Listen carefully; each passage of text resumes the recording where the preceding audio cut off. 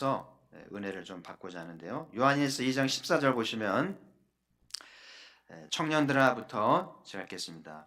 청년들아, 내가 너희에게 쓴 것은 너희가 강하고 하나님의 말씀이 너희 안에 거하시며 너희가 흉악한 자를 이기었음이라. 아멘. 그래서 오늘 사도께서 청년들에게 주시는 말씀을 함께 받으면서 은혜를 받고 기도하기를 소망을 합니다. 첫 번째 주시는 말씀은 강하라, 이렇게 말씀을 하셔요.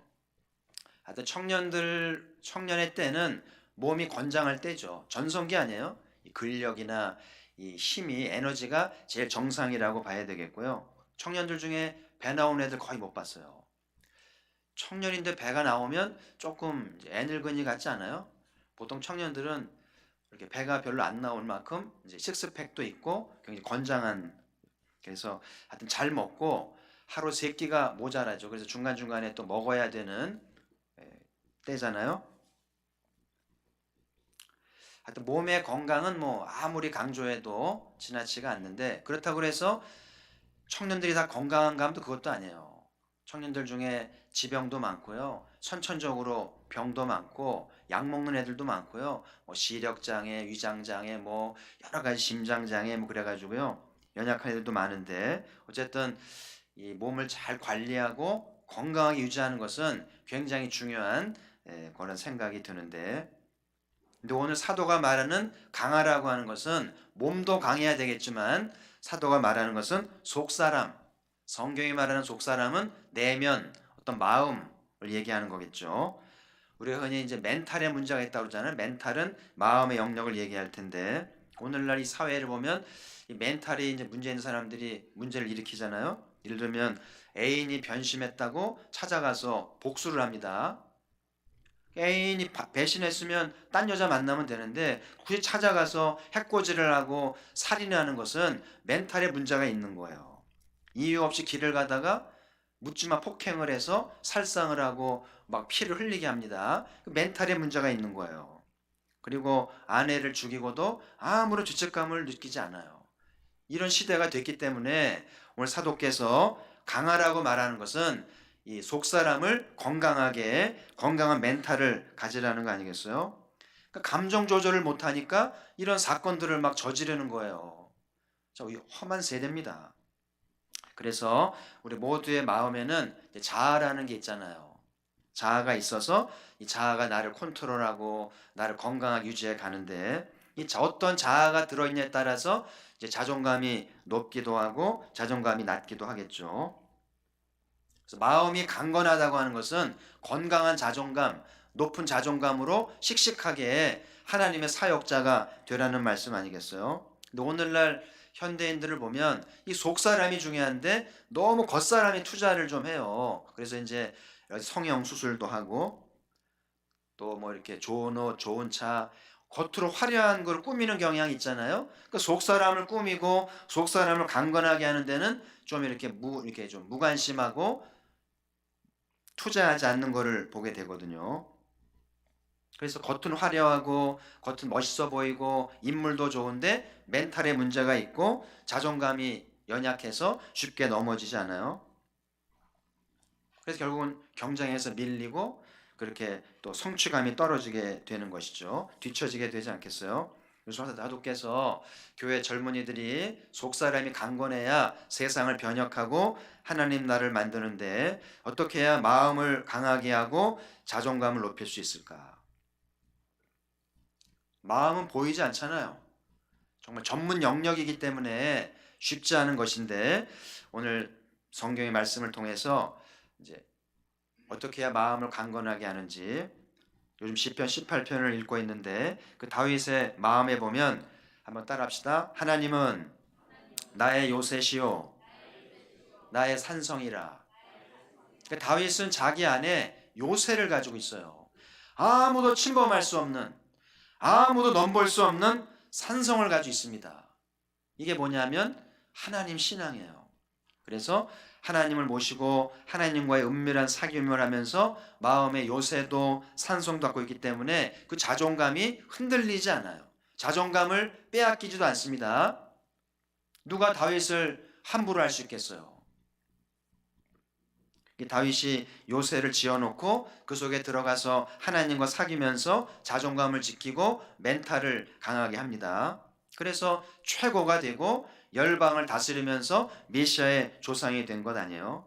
그래서 오늘 모든 여러분들이 속 사람을 강건하게 하려면 마음의 주님을 영접하고 요새를 지어야 돼요. 그래서 매번 예배를 드릴 때마다 벽돌 한 정 쌓는다.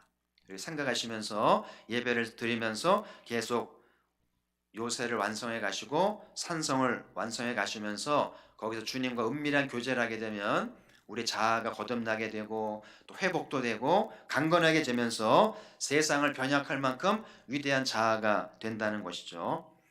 최근에 국감이 진행이 됐잖아요. 시중 모은행이 국감을 받고 비리가 드러났는데 사원 선발에 또 비리가 드러났어요. 이게 뭐 한둘이 아닌 것 같아요. 요즘 젊은이들이 정말 취업도 어렵고 직장이 이런 얘기를 들으면 너무 절망이 되는 거예요. 원서는 괜히 낸 거거든요. 이렇게 다 비리를 뽑으니까 그 내용을 들으니까 이제 필요한 인력이 광고가 나가면 그 이제 사람을 이제 모집하는 팀이 구성이 되는데 보면은 압력이 들어온다는 거죠. 그것이 은행의 임원들의 자녀들, 그 다음에 정치권, 그 지역구의 정치권의 자녀들을 우선순위로 명단이 온대요. 그러면 명단을 리스트를 해서 이제 입후보가 아니죠. 원서낸 아이들 중에 그 명단을 쭉 리스트를 만들어서 걔들 뽑아야 되는 거예요. 어떡하든지. 근데 놀라운 거는 그 사원을 뽑는 팀은 혜택을 못 받는 자기 자식들은. 그래서 뉴스 진행자 그러더라고요. 남 좋은 일을 한 거다. 자기 자식은 혜택을 못 보고 이 은행 임원들하고 정치권 자녀들에게만 혜택을 주는 남 좋은 일하고 이제 직위 해제되는 국감에 걸렸으니까 꼬리만 잘라버리는 거죠. 그러면서 희생양이 됐다는 이야기를 들으면서 이런 기사를 우리 젊은이들이 들으면 얼마나 분통이 터지고 얼마나 낙심이 되면서 자존심에 상처가 될까. 이런 세상이에요. 어떻게 살겠습니까? 그래서 정말 속사람이 강해야 되는데 이런 일을 당하고 부조리하고 말도 안 되는 일을 당하고 별짓을 다 당해도 흔들리지 않는 강한 신앙이 돼야 되는데 그 길은 주님을 영접해야 돼요. 그리고 세상이 나를 버리고 비리를 저지르면 하나님이 나를 고용하신다. 하나님이 나를 사용하신다는 믿음을 갖고 담대하시기를 바랍니다. 그래서 우리는 그렇게 믿잖아요. 하나님이 주관하신다. 정치인들이 다스리고 뭐 기업인들이 다스리는 것 같아도 실질적인 권력은 하나님께 있고 하나님이 능력으로 통치하시면서 당신의 백성들을 버리지 아니하시고 요긴하게 세우실 줄 믿습니다. 이 하나님과의 깊은 사귐을 가지는 길만이 이런 일을 듣고도 낙심하지 않고 포기하지 않고 도전하면서 강한 젊은이가 될 수 있는 것이죠. 가포교의 모든 젊은이들은 예수 그리스도 안에서 요새를 완성해서 강건한 세상이 넘볼 수 없는 강한 청년들 되기를 주의 이름으로 축복합니다. 자, 두 번째 주시는 말씀은 하나님의 말씀이 너희 안에 거하라고 하십니다. 지금 말씀 듣잖아요. 말씀을 듣는 게 왜 이렇게 중요한가? 말씀은 하나님이 우리 인생과 역사를 움직이는 원리예요. 그게 동양 철학으로 말하면 음양오행이고 기독교를 말하면 로고스인 거예요. 그래서 하나님이 말씀하셔서 우리 인생을 이끄시고 역사의 흥망성쇠를 이제 결정하시는데 내가 말씀을 어떻게 받냐에 따라서 내 인생의 좌우가 되고 이 나라의 미래가 결정이 되기 때문에 말씀을 듣는 건 굉장히 중요한 거예요. 오늘도 말씀을 잘 들으시고 하나님의 은총을 꼭 받으시기를 바랍니다. 그래서 어려서부터 이 말씀에 익숙하게 말씀을 잘 듣는 훈련들이 굉장히 중요합니다. 그래서 암송도 하고 공부도 하고 나누는 것도 연습을 해야 되고 언제든지 필요한 말씀을 찾아낼 줄 아는 찾는 게 능력이거든요. 그 말씀이 어디 있지? 찾아내는 게 능력이에요. 제가 말씀 하나를 전하면 열을 알아듣는 열 구절이 떠오를 정도로 익숙하게 되면 그 말씀이 여러분의 인생을 이끌어 가는 거예요. 마태복음 8장에 보면 백부장이 나오는데요. 백부장이 하인이 병들었나 봐요. 그래서 예수님께 나왔어요. 예수님 저희 하인이 병들었으니까 고쳐주십시오. 그럼 예수님이 백부장을 긍휼히 보셨는지 집에 가자. 고쳐주라. 그러니까 백부장이 하는 말이 가실 필요 없습니다. 저도 휘하에 부하가 있는데 제가 명령하면 명령대로 합니다. 오라면 오고 가라면 갑니다. 그러니까 예수님은 가시지 않아도 여기서 말씀하시면 내 하인이 나을 것 같습니다. 굳이 번거로우시게 가시지 말고 여기서 말씀하시라고. 그러니까 예수님이 깜짝 놀라시면서 내가 많은 사람 만나봤는데 이만한 믿음을 본 적이 없다. 속된 말로 이딴만한 믿음이죠. 예수님도 감동할 만한 이만한 믿음을 본 적이 없다 그러면서 백부장을 칭찬하면서 내 믿음대로 되라. 그러면서 집으로 가라 그러니까 집에 가보니까 그 시점에 하인이 나은 거예요. 할렐루야. 그러니까 예수님이 여기서 말씀하면 거기서 역사가 나잖아요. 굳이 예수님이 가시지 않아도 말씀만 하셔도 그 말씀이 시공을 차고 나가면서 그 하인을 낫게 하시잖아요. 이게 말씀이에요. 그래서 여러분 이 말씀이 우리 인생을 이끌고 역사의 흥망성쇠와 우리 인생의 운명이 결정된다는 사실을 기억하면서 잘 되기를 바란다면, 여러분 운명이 의미가 있기를 바란다면 이 말씀을 잘 받아야 돼요. 그래서 개신교 예배는 말씀 듣는 게 중요해요. 카톨릭이 한번 가보세요. 가보면 참 예전은 화려한데 말씀이 별로예요.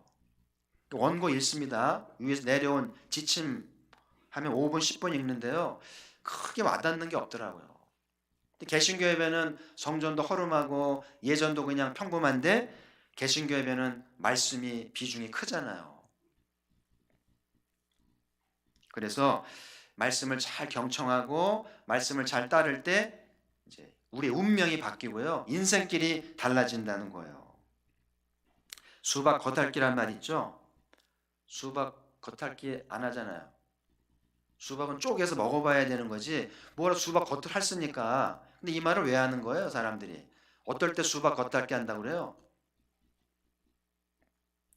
그러니까 교회는 다니긴 다니고 설교는 듣기는 듣는데 수박 겉핥기 싫어한다는 말이 맞나요? 여러분 중에 그런 분 있을 수 있어요. 말씀을 제대로 맛보고 제대로 쪼개가지고 그냥 시원한 맛을 봐야 되는데 그냥 수박 겉핥기식으로 신용만 내다가 그냥 돌아가 버리는 무늬만 수박 같은 겉핥기만 하는 경우가 있지 않겠어요? 중요한 거는 수박이면 수박을 쪼개서 먹어야 되듯이 신구약의 말씀을 쪼개서 파고들어서 제 맛을 보고 내 운명을 바꾸고야만은 할렐루야 그러라는 거예요. 하나님의 말씀이 너희 속에 거해야 된다. 그래서 말씀이 우리 안에 들어와서 작업을 하고 역동이 일어나서 치유가 있고 변화시키는 그걸 경험하라는 거예요. 그래서 여러분 설교를 건성 듣지 마세요. 의무적으로 와서 귀동냥하지 마세요. 한 번을 들어도 말씀이 쑥 들어와서 약을 먹으면 효과라는 게 있잖아요. 요즘 약은 좋아서요. 먹자마자 두통이 사라지잖아요. 하나님 말씀을 제대로 들으면 즉각적으로 효과가 나타나야 되지 않겠어요? 그런 말씀이 거해야 된다는 거예요. 그래서 오늘 중요한 거는 어떻게 해야 이 말씀을 잘 들을 수 있고 이런 효과를 볼 수가 있을까? 네 가지만 간단히 정리해 드릴게요. 첫 번째는 거듭나야 돼요. 거듭나지 않으면 석박사도 지식이 많아도 알아들을 수 없어요. 성경은 영의 말씀이기 때문에 영이 거듭나서 영과 영이 소통하지 않으면 알아들을 수 없어요. 자기 전공은 알아들을지 몰라도 성경 말씀은 몰라요. 그래서 못 배운 분들도 석박사들도 거듭나야만 설교가 들리기 시작하고 맛을 느끼기 시작하면서 이제 설교와 친근해지게 되는 거예요. 그래서 오늘 밤에라도 거듭나시기 바래요. 혹시 여러분 중에 설교가 안 들리지, 설교가 와닿지 않지, 머리가 나쁜 게 아니에요. 컨디션이 안 좋은 게 아니에요. 거듭나지 않아서 그런 거예요. 틀림없어요. 여러분이 낳은 자식이라면 여러분의 말을 들어요, 안 들어요? 안 듣는 것 같아도 듣는 거예요. 자식은 듣습니다.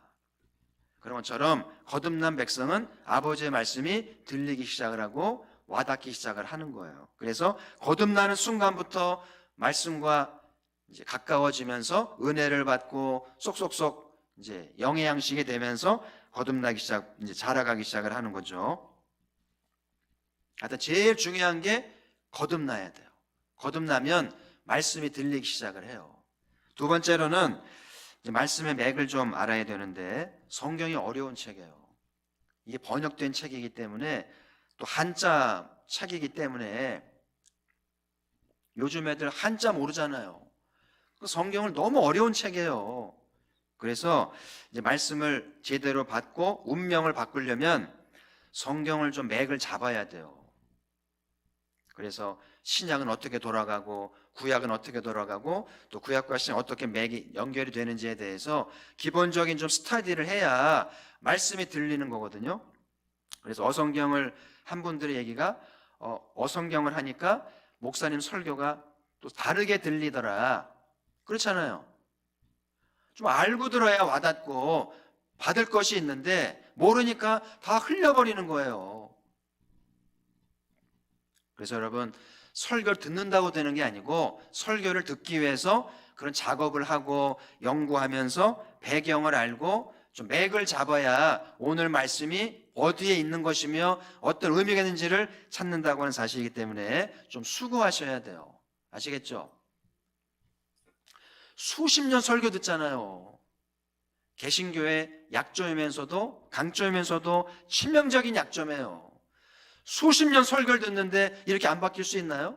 결론은 못 알아듣는구나. 맥을 못 잡고 헛다리를 짚는 것 같아요. 근데 맥을 알고 몇 년만 들으면 인생이 달라져야만 돼요. 열매가 나타나야만 되겠죠. 그렇죠? 그래서 여러분, 공부 좀 하시고요. 평상시에 전문가를 통해서, 리더들을 통해서 말씀을 배우면서 꼭 어성경 하세요. 하셔서 맥을 잡아서 어떤 본문을 펼치든지 잘 밝게 깨달을 수 있는 은혜가 있기를 바라고, 세 번째로 말씀을 통해 내 삶을 변화시키려면 내게 주는 말씀으로 받아야 되겠죠. 제가 여러분의 이름 부르지 않아요. 근데 거듭난 사람은 내게 주는 말씀으로 받더라고요. 오늘 목사님 말씀이 어떻게 나를 이렇게 아시는지 내게 주는 말씀으로 들려요. 그게 건강한 신앙이란 표시고, 건강하지 않은 사람은 꼭 남 얘기하는 것 같은 거예요.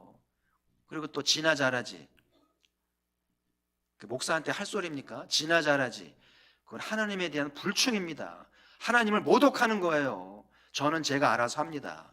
여러분은 내게 주는 말씀으로 잘 받는 것이 하나님 앞에 겸손한 자세겠죠. 그런 자가 복을 받아요.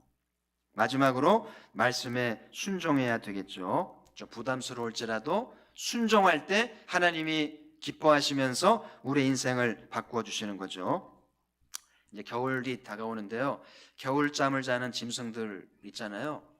뭐 곰도 있고 쥐도 자나요? 쥐? 뱀. 이 겨울잠을 자는 동물들은 충분히 먹습니다. 겨울잠 동안 이제 사람 남기 위해서 배 터지게 먹어요. 그렇죠? 여러분이 평상시에 은혜를 배 터지게 먹어둘 필요가 있고요. 하나님 말씀을 충분히 재놓을 필요가 있는 것이 앞으로 어떻게 될지 몰라요. 여러분의 직장, 여러분의 환경, 교회 가고 싶어도 못 갈 수 있어요. 그리고 말씀을 듣고 싶어도 성경책 구할 수 없을 수도 있어요. 하나님이 그런 데를 보내면 어떻게 교회를 가며 어떻게 말씀을 듣습니까? 그때 누가 수지 맞냐면 평상시에 교회 공예배 한 번도 빠지지 않으면서 말씀을 충분히 받아둔 사람이 겨울 내내 울고 먹는 거예요. 할렐루야. 저는 우리 둘째가 고마운 게 군대 갔잖아요. 전방으로 갔잖아요. 근데 고마운 게 군대 가기 전에 수요예배, 금요기도에 빠지지 않더라고요. 제가 강요할 수는 없잖아요. 유럽에서 왔는데 자율적으로 사는 애인데, 근데 지가 예배를 오더라고요. 그래서 제가 기특하다고 그랬는데, 이제 군대 가면 교회를 갈 수 있습니까? 성경 읽을 수 있습니까? 그렇잖아요. 어떻게 신앙을 유지하겠어요? 충분히 들어뒀기 때문에. 수요예배 충분히 듣고 금요기도에 충분히 듣고 새벽도 나오면서 은혜를 재놨기 때문에 하나하나 울거두면서 다 쓸 때쯤 되면 제대하게 되겠죠. 그렇죠? 앞으로 여러분의 삶 하나님이 어디로 인도하실지 알 수 없어요. 그래서 평상시 돈을 저축해 두듯이 은혜와 말씀을 충분히 저축하는 지혜로운 우리가 되기를 주의 이름으로 축복합니다. 그래서 말씀이 우리 안에 거하면 우리의 인생 괜찮아요. 세상이 나를 버릴지라도 비리가 난무할지라도 우리는 생존하고 아름다운 인생이 되게 하실 줄 믿습니다. 그래서 우리 교회 젊은이들이 좀 말씀에 대한 열정, 말씀에 대한 사모함이 좀 넘쳐서 말씀의 인도를 잘 받아서 멋진 다음 세대가 되기를 주의 이름으로 축복합니다. 자, 세 번째는 흉악한 자를 이겼다고 말씀하시죠. 지금 세상은 전쟁이에요. 오래전에 정부가 범죄와의 전쟁을 선포했는데 정부도 못합니다. 지금은 정부도 휩쓸려 간 것 같아요. 범죄 안에. 정부가 무슨 일을 하겠어요. 이렇게 마귀의 역사가 심각합니다. 예수님도 공생애 내내 마귀의 영향을 받았잖아요. 예수님 시험이 뭐예요? 이 돌들을 떡으로 만드는 거 아니에요? 경제 문제죠. 이 나라 경제 배후에 사단의 역사가 있을 가능성이 많아요. 양극화 현상 배후에는 사단의 계획이 있을 가능성이 많다는 거고요. 두 번째는 뛰어내리는 거 아니에요? 주목을 받으라는 거 아니에요? 연예계 안에 인기를 주목하는 연예계 배후에도 사단의 역사가 얼마든지 있다는 거고요. 마지막에 나한테 절하면 세상 권력을 주겠다. 모든 권력 배후에, 모든 정치 배후에 사단의 괴계가 있다고 봐야 돼요. 그렇게 마귀가 예수님을 먹는 떡 문제로, 인기 문제로, 권력 문제로 흔드잖아요. 근데 예수님이 이겨내셨잖아요. 예수님도 공격받았으니까 우리는 뭐 오죽하겠어요? 자, 사도 바울의 말씀을 좀 보죠. 에베소 6장 12절 같이 읽습니다. 시작. 우리의 씨름은 혈과 육을 상대하는 것이 아니요 통치자들과 권세들과 이 어두움의 세상 주관자들과 하늘에 있는 악의 영들을 상대함이라. 우리 누구를 상대한다고요? 우리가 싸울 상대는 누구예요? 악의 영이죠. 근데 왜 배우자하고 싸우고 자식하고 싸우고 교인끼리 싸워요? 그 마귀의 계획이죠. 악의 영들과 싸워야 되는 거예요. 배우자 속에 역사하는 악의 영들과 싸워야 돼요. 교회 안에 역사하는 악의 영들과 싸울 줄 알아야 영적인 공동체인데요. 그래서 여러분 아까 말씀드렸듯이 마귀가 단순한 존재가 아니에요. 여기 표현대로 통치, 권세, 주관, 어려운 말들이에요. 신학자들도 못 풉니다. 복잡해요. 마귀의 조직, 마귀의 괴계, 마귀의 전술 어마어마합니다. 이 한반도를 망하게 하려고요. 어마어마한 거예요. 정치, 경제, 문화, 종교 모든 분야마다 마귀의 괴계가 있어가지고요. 얼마나 집요하게 시험하고 넘어뜨리는지 몰라요. 이 나라의 석사 무당만 20만이라고 그래요. 어마어마합니다. 배운 무당들이 역사합니다. 그 배후에 누가 있는 거예요? 악한 영들이 있는 거예요. 그래서 우리가 정말 흉악한 자를 싸울 줄 알고 영적으로 깨어있지 않으면 다 피해자가 되고 다 희생양이 될 수밖에 없다는 것이죠. 그 다음 16절에 보시면 이 영적 전쟁에 실감하게 되는데요. 악한 자의 모든 불화살을 소멸하고. 그 전쟁 때 그런 표현 있잖아요. 총알이 비 오듯이 한다는 말. 그 옛날 영화 보면 화살 쏠 때 화살이 몇 개쯤 날라옵니까? 부대가 화살을 쏘면 한 번 몇 개쯤 날아가는 것 같아요. 전 시다 포기했는데 한 1000개는 날라오는 것 같아요. 동시에. 그러면요 그 반경은 다 죽는 거예요. 그렇죠? 그래서 이제 방패로 막기는 막아도 한계가 있잖아요. 지금 영적 전쟁이 이 불화살이 그냥 화살도 아니고 화살 끝에 불이 타 있는 화살들이 수천 개가 날라오는데요. 사는 게 용한 거죠. 오늘 여러분 여기 온 거는 용한 거예요. 아, 내가 참 용하구나. 죽지 않고 살아 돌아왔 것이 얼마나 용한지 몰라요. 그래서 근데 우리의 목적은 살아남는 게 목적이 아니고 약한 화전을, 사단의 이 모든 괴계와 전략을 무너뜨리고 승리하는 거예요. 죄에 앉으려고 싸우는 사람들이 아니라 세상을 변혁하고 하나님 나라를 선포하고 마귀를 짓밟는 최후의 승리를 꿈꿔야 될 줄 믿습니다. 그러려면 우리가 강해야 되겠죠. 영적으로 무장하고 영적으로 싸울 줄 알아야 되겠죠. 자, 마지막 17절에 보면 같이 읽습니다. 시작. 성령의 검 곧 하나님의 말씀을 가지라. 재미있는 표현이죠. 성령의 검, 하나님의 말씀이 성령의 검이다. 마귀를 이기는 공격 수단이 하나님 말씀, 성령의 검이라는 거죠. 왜 말씀을 성령님의 검이라고 그랬을까? 이 말씀의 저자가 누구예요? 성경 66권의 저자가 누구예요? 성령님이시죠. 성령님이 모세를 통해서, 다윗을 통해서 쓰신 거 아니잖아요. 그러니까 진정한 저자는 성령님이신데 왜 말씀이 검이라고 그러나? 성령님이 말씀을 검처럼 예리하게 능력 있게 주셨다는 말씀이죠. 그래서 말씀을 믿음으로 받고 믿음으로 선포할 때 능력이 나타나고 마귀가 물러갈 줄 믿습니다. 여러분, 설교를 지식동량하지 말고 능력이 돼야 돼요. 믿음으로 말씀을 선포할 때 그 말씀이 살아 역사해서 마귀를 대적하고 시험을 이기고 승리하게 될 줄 믿습니다. 그래서 놀라운 것은 사도가, 오늘 사도 요한 포함의 사도들이 이 성령의 검을 가지고 로마의 검을 정복한 거 아니에요. 로마의 검은 양날검이잖아요. 한번 찔러서 돌리면은요 구멍 납니다. 치명적이에요. 그래서 세상을 정복했잖아요. 근데 사도가 가지고 있는 성령의 검은 로마의 검보다 더 예리해서 로마인을 꿰뚫고 로마를 정복하고 로마를 기독교화하신 줄 믿습니다. 역사적인 증거예요. 오늘 우리가 이 말씀을 받는 거예요. 그래서 여러분이 허리에 다 성령의 검을 차시길 바라고 오늘도 기도할 때 성령의 검을 뽑아야 되겠죠.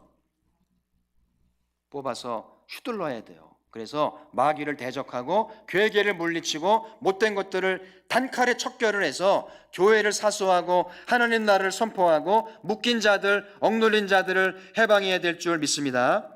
근데 오늘 말씀을 자세히 보면 흉악한 자를 이길 것이라고 그러지 않고 어떻게 돼 있죠? 이기었음이라. 과거형이잖아요. 이게 무슨 말이겠어요? 우리는 이긴 싸움을 싸우는 거예요. 아시겠죠? 가서 깃발만 꽂으면 돼요. 누가 이기신 거예요? 예수 그리스도. 예수 그리스도가 십자가에서 사망을 지불하고 지옥을 체험하면서 순환을 당한 덕분에, 그리고 부활하시면서 마귀의 정수리를 짓밟고 승리하신 덕분에 우리는 이기는 싸움을 싸우는 거예요. 마귀는 무서워요.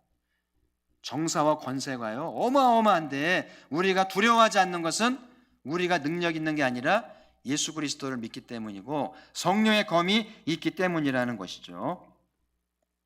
그래서 이 밤에 예수 그리스도를 믿읍시다. 예수 그리스도가 승리하셨잖아요. 그래서 그분을 의지하고 그분의 이름으로 나아갈 때 우리도 이기는 싸움을 하게 될 줄 믿고, 사도 바울이 부활 이야기를 하면서 그러잖아요. 사망아 너의 승리가 어디 있느냐. 사망아 너의 쏘는 것이 어디 있느냐.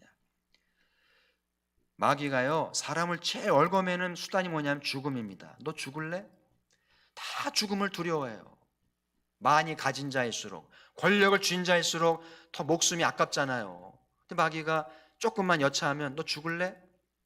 협상합니다. 근데 부활신앙을 갖게 되면 사망아 너의 승리가 어디 있느냐. 죽이라는 거예요. 나 데려가라는 거예요. 나는 부활한다는 거죠. 죽으면 예수 그리스도 안에서 부활하는 거예요. 그러니까 죽음을 두려워하지 않으니까 마귀가 어떻게 할 도리가 없는 거예요. 우리 그리스도인들은 예수 그리스도 안에서 승리한 줄 믿습니다. 그래서 오늘도 이 밤에 짧은 시간이지만 승리하는 자들의 기도가 되기를 바라요. 우물우물하지 마세요. 개성갈 부르듯이 씩씩하게 선포하면서 기도할 수 있기를 바라고요. 이제 말씀의 결론을 맺으면서 교회는 젊어야 되겠죠. 그래서 교회가 젊어지려면 젊은이가 좀 많아야 되는데, 이건 이제 한국교회적으로 이제 내린 결론은 건강한 교회는 전교인의 20% 정도가 청년인 게 옳다고 그러는 거예요. 20% 정도.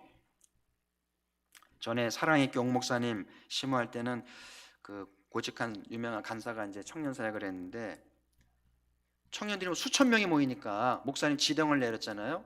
등록받지 마라.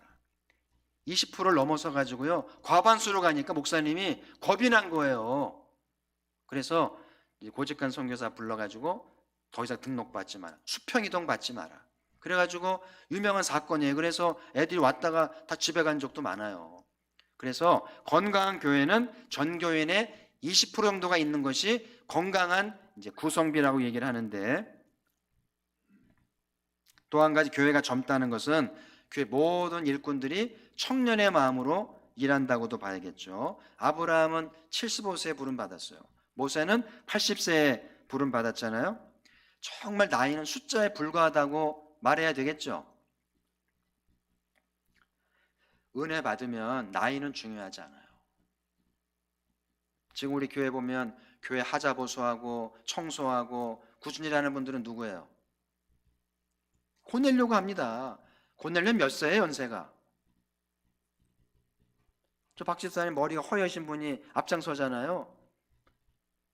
누가 젊은 겁니까? 누가 젊은 거예요? 나이만 젊다고 젊은 겁니까? 꾸준히 일에 앞장서고 땀 흘리면서 주를 섬기는 자가 젊은이 아니에요? 힘을 쓰는 자가 젊은이 아니에요? 가포교회는 고넬료가 청년인 것 같아요. 40대 분발해야 됩니다. 청년들 도전받아야 돼요. 제 솔직한 마음은 못 오시게 하고 싶어요. 다치면 어떡하려고 그래요?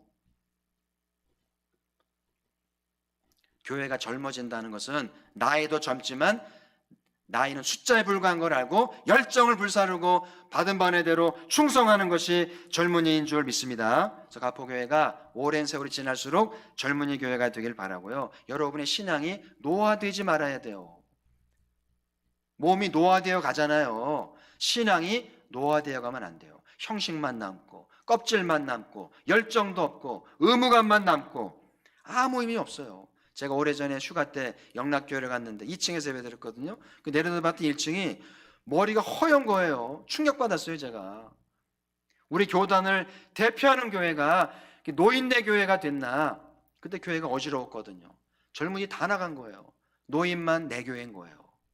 심란하더라고요.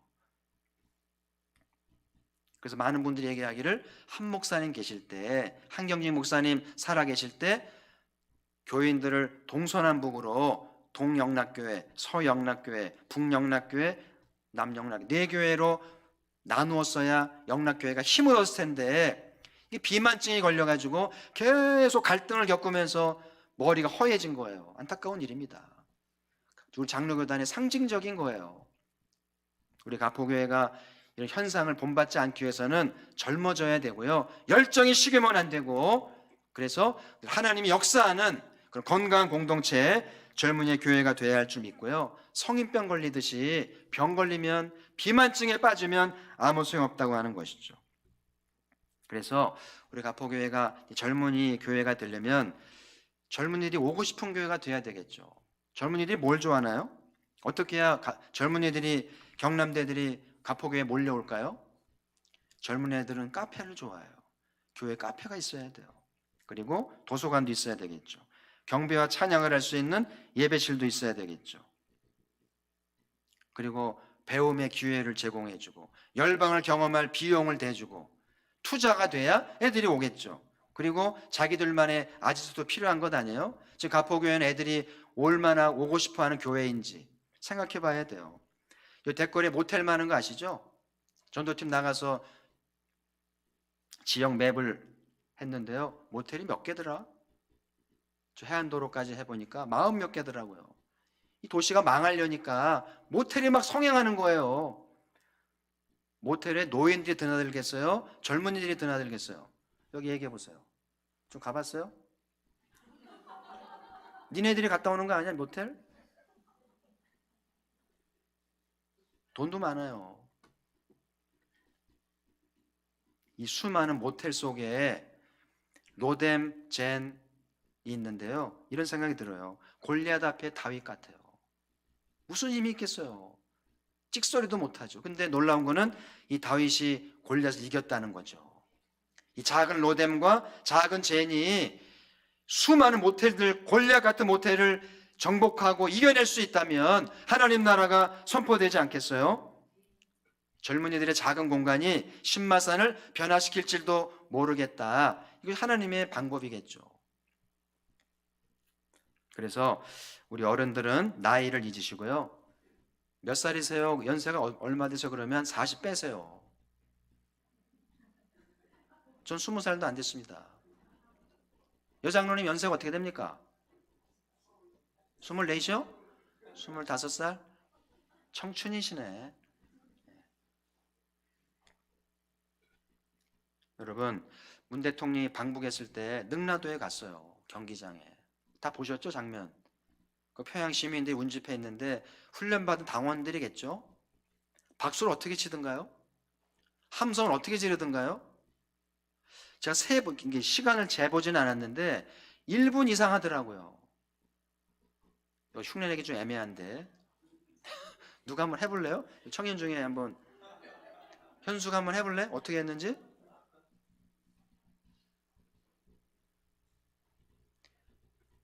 떨리더라고요. 문 대통령이 얼마나 고무가 됐을까. 그리고 정치를 하겠죠. 근데 영적으로 볼 때 비참한 일이에요. 평양이 거룩한 도시였는데, 부흥의 땅이었는데 우상을 숭배하고 평양 시민들이 우상 앞에 함성을 지르면서 오랜도 박수를 치면서 열광을 하는 것이 하나님 보시기에 어떠한 모습일까? 이 나라가 망하지 않는 게 용한 거죠. 이런 현실이기 때문에 오늘 사도의 말씀이 예사롭지가 않아요. 언젠가 이 능라도 운동장에서 주님을 향한 함성과 박수가 터지게 될까요? 언제쯤 경배와 찬양이 울려 퍼지면서 우상은 떠나가고 여호와가 높임을 받을까요? 그런 날이 올까요? 그렇게 아멘이 없어요. 우리 젊은이들이 해내기를 바라요. 우리는 틀렸어요. 우리는 분단이 고착화되어 있어요. 겁쟁이들입니다. 근데 우리 아이들은 달라지길 바라요. 아멘. 몇 명 안 되는 가피 청년들이 모였지만 여러분들이 오늘 사도의 말씀을 받고 강해지고 말씀 안에 있고 흉악한 자를 대적하면 그 평양 땅의 능라도 운동장에 여호와 이름이 선포가 되면서 마커스 데려다가 여호와의 찬양을 하면서 거룩한 도시가 회복될 줄 믿습니다. 오늘 우리 기도회가 능라도를 바라보면서 하나님 선포합니다. 저 능라도가 변화돼서 백성들의 공동체가 되게 하시고 여호와를 경배하는 거룩한 땅이 되도록 이 마산이지만 함성을 지르면서 좀 꿈을 꾸면서 기도하기를, 그래서 우리 아이들을 평양에 파송해서 평양성을 뒤집어 놓을 수 있는 그런 사도의 후손들이 되기를 소망하면서 사도가 주시는 말씀은 강해지라는 거예요. 마음의 요새를 짓고 흔들리지 않는 건강한 자존감으로 무장하라는 이야기고요. 때로는 거절당하고 욕을 먹고 핍박을 당하고 실패를 하면서 강해져야 돼요. 칭찬받으면서 강해지지만 욕도 먹고 실패하면서도 강해지면서 맷집을 길러줘야 돼요. 말씀으로 무장되면서 거듭나시고 말씀 연구에 참여하면서 말씀을 줄줄줄 선포할 줄 아는 말씀의 일꾼들이 되기를 바라고, 그리고 성령의 검으로 흉악한 자 이길 줄 아는 영적 군사들이 되어서 우리 가포구의 젊은이들이 머지않아서 평양성에 가서 거룩한 전쟁을 선포하면서 하나님 나라를 선포하는 은혜가 있기를 바랍니다. 우리의 자녀들이 그런 일을 하기를 바라요. 한이 됐잖아요. 우리가 죽기 전에 이 유지를 아이들에게 물려주면서 이 예비가 못한 일을 너희가 하거라. 평양성에 가서 저 능라도 운동장에 가서 여호와를 선포하고 하나님의 살아계심을 증거하거라. 그런 꿈을 심는 오늘 이 밤이 되기를 바라고, 오늘 우리 바포교회의 기도의 함성이 능라도를 변혁하고 하나님을 움직이는 믿음의 간구가 되기를 주의 이름으로 축복합니다. 우리 시간 찬송 한 장 부르고요. 짧은 시간 한번 힘차게 기도해 봅시다. 585장 우리가 다 영적 군대 입대했다 생각하시고 30분만 입대합시다. 30분만 군대 갔다 생각하고 군복 입으시고요. 완전구장하고 이 군가 부르고요. 힘차게 한번 기도하는 자리를 가져보도록 합시다. 585장.